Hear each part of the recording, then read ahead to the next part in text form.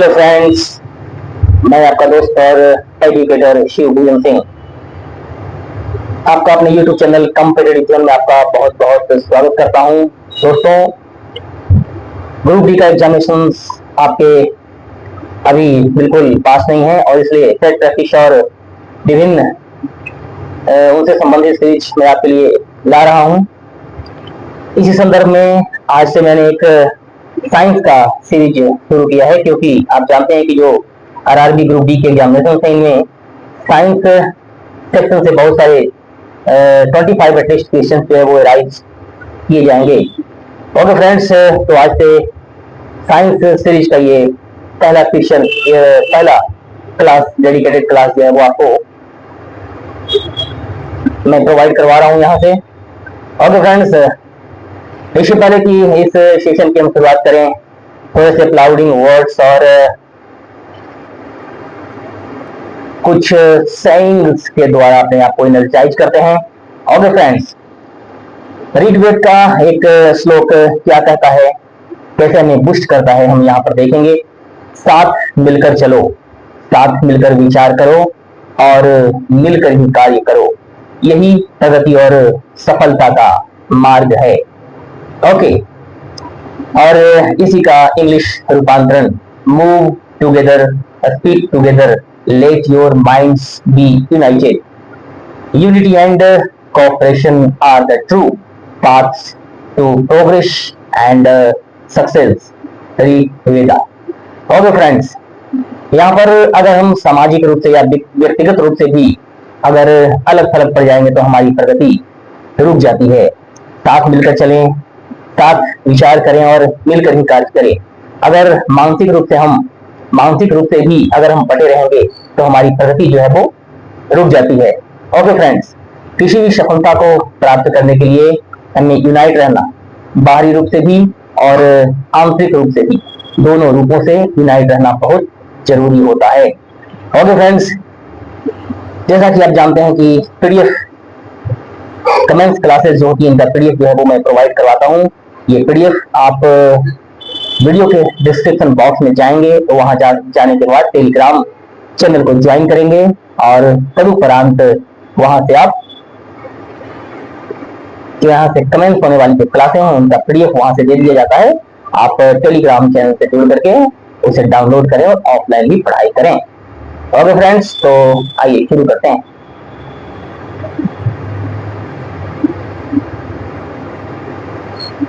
RRB group D science series आपके सामने प्रस्तुत, और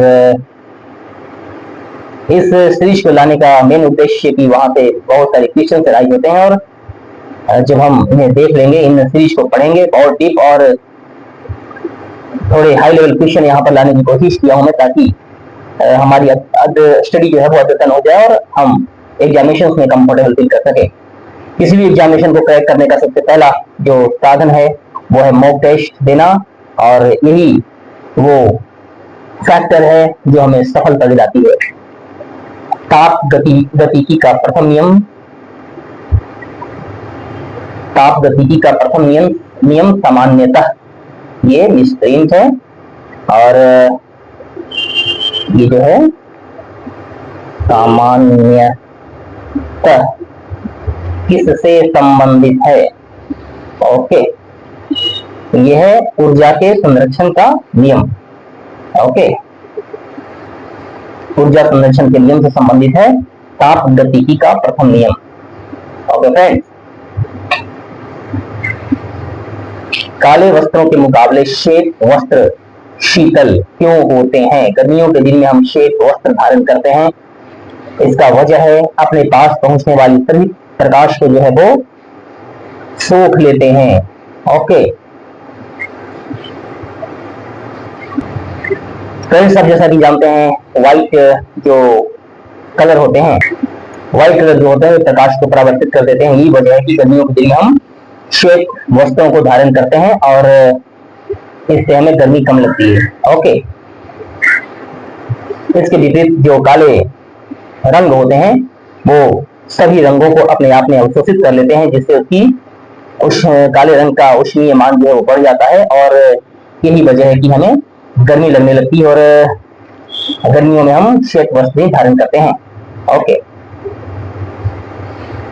पृथ्वी निम्नलिखित में से क्या है? पृथ्वी निम्नलिखित में से क्या है? पृथ्वी ऊष्मा की खराब अवशोषक और खराब विकिरक है। ओके, तो ये डी नंबर ऑप्शन जो है वो,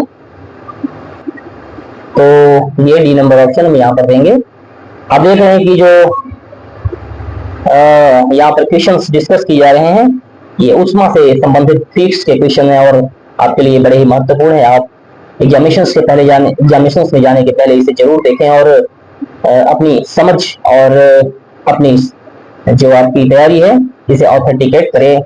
तो इसलिए मैं ऐसे क्वेश्चंस को लाता हूँ। धीरे धीरे करके मैं साइंस के जितने भी सेक्शंस हैं इन सारे सेक्शंस को आपके सामने पेश करूंगा। आप इस चैनल के माध्यम से अपनी तैयारी को जारी रखें।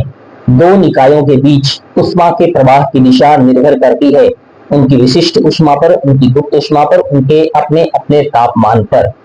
कैसे उनके अपने अपने तापमान पर ये निर्भर करता है? ओके फ्रेंड्स, मान लीजिए ये दो ऑब्जेक्ट्स हैं। ओके, दो ऑब्जेक्ट और भी हैं, इनमें इनके तापमान पर इनके अंदर जो है वो ऊष्मा का प्रवाह निर्भर करता है। मान लीजिए ये ऑब्जेक्ट जो है वो बहुत ज्यादा हीट है और ये थोड़ा कम हीट है। ओके, ये ए जो है वो बहुत ज्यादा गर्म है और बी इसका ये थोड़ा कोल्ड है। तो ऊष्मा का पराशरण जो है वो यहाँ हीट पदार्थ से कोल्ड की ओर होगा। तो ये जो है वो दो निकायों के बीच ऊष्मा के प्रवाह की दिशा जो है वो निर्भर करती है। इनके तापमान जो है वो ये निर्भर करते हैं कि ताप जो है वो किस माध्यम की ओर जाएगा। Okay friends, all of you are enjoying this class very much. मुझे पता है कि ऐसे ऑथेंटिकेटेड क्लास जो है वो आपको बड़े मजे देते हैं और बहुत कुछ सीख रहे हैं। प्लैंक के अचर में किसकी विमाएं होती हैं? रेखीय गति। प्लैंक के अचर में किसकी विमाएं होती है? ये है रेखीय गति। Okay,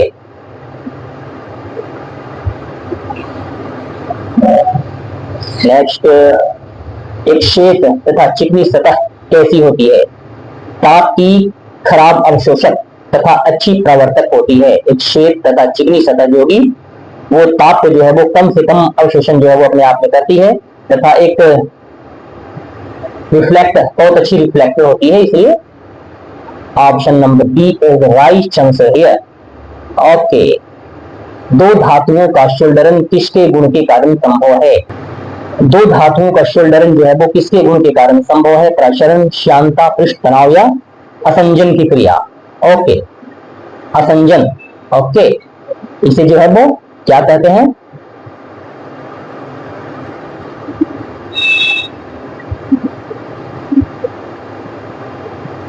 cohesion.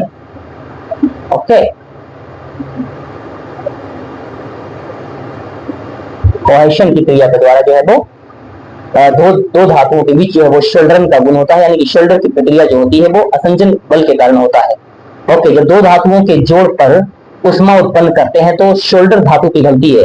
ओके, कौन सी धातु पिघलती है? शोल्डर धातु जो है पिघलती है और ज्वाइंट जो है, ज्वाइंट के बीच केशिक तत्व के गुण के कारण जो ज्वाइंट होते हैं वहां पे शोल्डर धातु पिघल करके उसके अंदर जो है वो चली जाती है और यहाँ पर जो नैरो होल्स होते हैं जहाँ पे हम जिसे सोल्डरिंग करके जोड़ना चाहते हैं उस नैरो में जो है वो पिघल करके ये चली जाती है शोल्डर धातु और उसे भर देती है। तो असंजन बल के कारण जो है वो ये संभव हो पाता है। ओके फ्रेंड्स, ताजी पानी का हिमांक बिंदु क्या होता है? 0 डिग्री सेंटीग्रेड। ओके, वाटर जो है वो 0 डिग्री सेंटीग्रेड पे क्या होता है? जम जाता है और 100 डिग्री सेंटीग्रेड जो है वो ये खोलने लगता है। इसका बॉइलिंग, ओके, बॉइलिंग पॉइंट जो होता है वो 100 डिग्री सेंटीग्रेड। ओके, 1 किलोवाट घंटा एक यूनिट है क्या? किसका? 1 किलोवाट घंटा जो है वो यूनिट है ऊर्जा का। ओके, एक यूनिट्स पे डेडिकेटेड वीडियो आपको मैं दूंगा। 1 किलोवाट घंटा जो है वो ऊर्जा का एक इकाई है 1 किलोवाट पर आवर में जो है वो 3.6 मेगा जूल होते हैं। ओके, तो ऐसे तथ्यों का ध्यान में रखें। नेक्स्ट, वह तापमान जिसका पाठ्यांक फ़ारेनहाइट और सेल्सियस दोनों पैमाने पर वही होता है, यह है -40 degree centigrade. Okay, -40 degree centigrade वह तापमान जिसका पाठ्यांक फ़ारेनहाइट और सेल्सियस दोनों पैमाने पर वही होता है। Okay friends, now we are marching toward the next question. अगले क्वेश्चन की ओर हम बढ़ रहे हैं। और रेफ्रिजरेटर खाद्य पदार्थों को खराब होने से बचाते हैं क्योंकि इसके कम तापमान पर जीवाणु और फफूंदी जो है वो कैसे क्या हो जाते हैं, निष्क्रिय हो जाते हैं। ओके,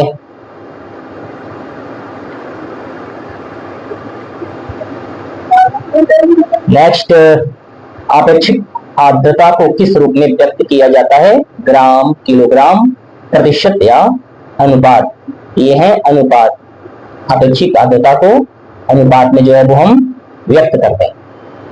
न्यूनतम तापमान पैदा करने के लिए निम्नलिखित में से किस सिद्धांत का प्रयोग किया जाता है? अतिचालकता, जूल केल्विन प्रभाव, ताप विद्युत प्रभाव, रुद्धोष्म विचुंबकन। ओके, न्यूनतम तापमान पैदा करने के लिए जिस सिद्धांत का प्रयोग करते हैं हम, वह रुद्धोष्म विचुंबकन।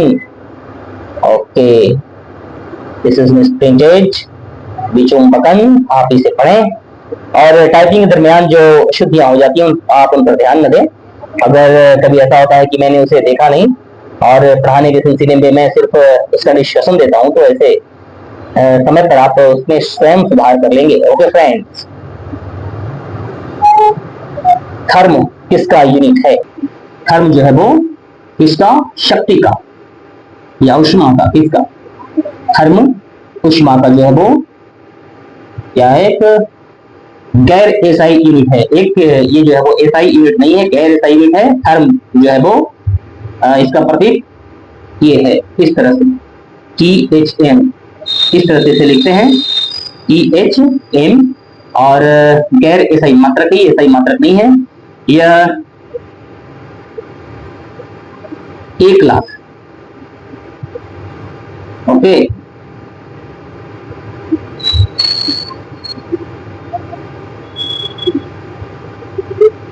1 लाख ब्रिटिश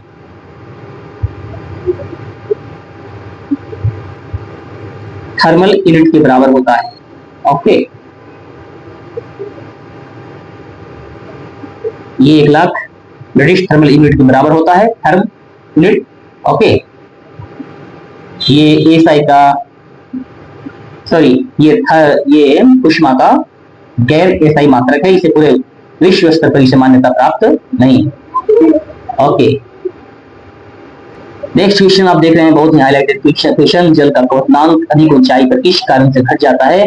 कि निम्न वायुमंडलीय दबाव के कारण ऐसा हो जाता है। जितनी ऊंचाई पर हम जाते हैं वायुमंडलीय दाब जो वो कम होते जाता है। जल का क्वथनांक उच्च तुंगता पर यानी कि अधिक ऊंचाई पर जो है वो कम हो जाता है, निम्न वायुमंडलीय दाब के कारण घट जाता है क्योंकि ऊंचाई के बढ़ने पर वायुमंडलीय दाब जो है वो कम होता जाता है और यही वह वजह है जिससे ये घटना जो है वो घट जाती है। ऐसे बड़े ही खूबसूरत क्वेश्चंस यहाँ पर बन रहे हैं और आने वाले आरआरबी एग्जामिनेशन जो ग्रुप डी के कमेंट्स होने वाली एग्जामिनेशन है, यहाँ पर ये बड़े ही महत्वपूर्ण रोल अदा करेंगे। बादल किस कारण वायुमंडल में तैरते हैं? ये निम्न घनत्व।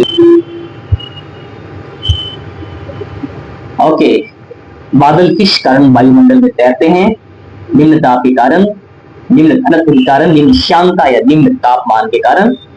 तो निम्न घनत्व क्यों? बादल जो है वो, बादल का घनत्व जो है वो कम होता है और यही वजह है कि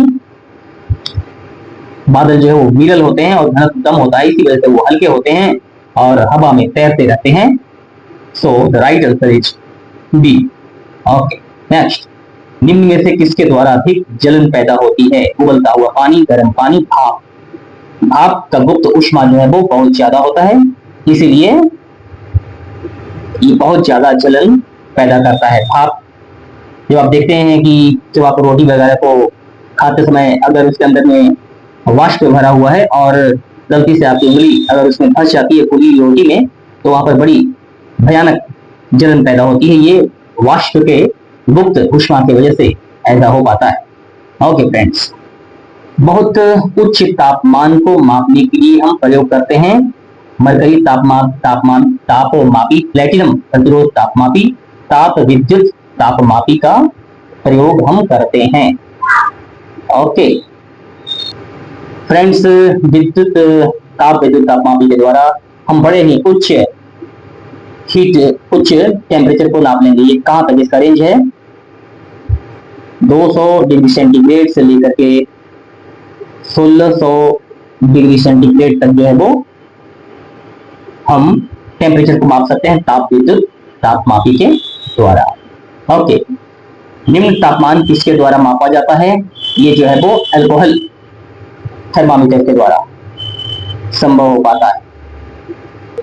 फ्रेंड्स, जैसा कि आप जानते हैं कि अल्कोहल का हीमान जो जमने की प्रवृत्ति है वो -112 degree centigrade, okay, -112 degree centigrade है, -112 डिग्री सेंटीग्रेड पर ये जमता है। अतः यही वजह है कि निम्न तापमान को नापने में जो है वो ये नाप लेता है।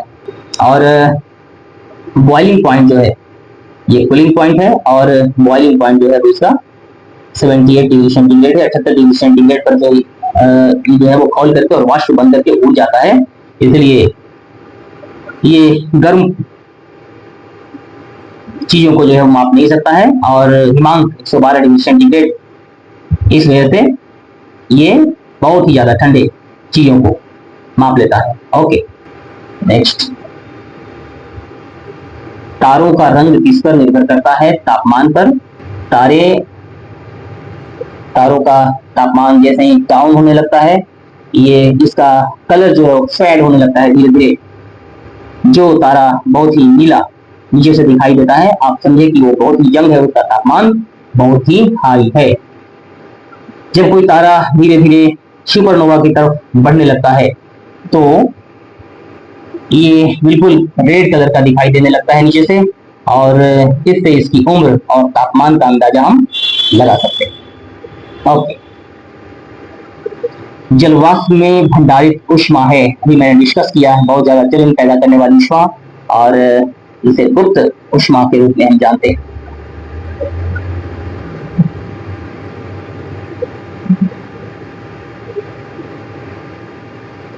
ओके फ्रेंड्स, तो ये थे आपके 25 क्वेश्चन के सेट, और बड़े ही खूबसूरती से आपने इनका अध्ययन किया। Okay friends, once again I would like to make you understand that अगर अभी तक आपने इस चैनल को सब्सक्राइब नहीं किया है तो इसे सब्सक्राइब जरूर करें, इसे अपने फ्रेंड्स तक शेयर करें, और अपने क्यूरीज को कमेंट्स बॉक्स में कमेंट करें।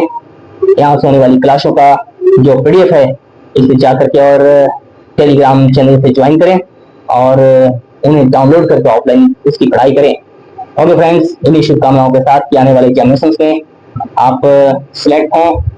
ये चैनल प्रतिबद्ध है आपको हमेशा असिस्ट करने के लिए, सहायता करने के लिए। आप इस चैनल के साथ बने रहें और वीडियोस को अंत तक देखें और लाभान्वित हो। ओके फ्रेंड्स, वंस अगेन मैं आपको ये रिकॉल करना चाहता हूँ कि जो चैनल के लिंक हैं, टेलीग्राम चैनल के लिंक, ये वीडियोस के डिस्क्रिप्शन बॉक्स में दिए होते हैं सबसे नीचे में।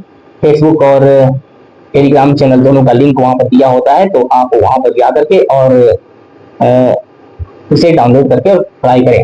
Okay friends, once again I would like to make you understand कि अपनी प्रगति के लिए, अपनी सफलता के लिए दिन रात मेहनत करें, आप एक सफल जरूर होंगे।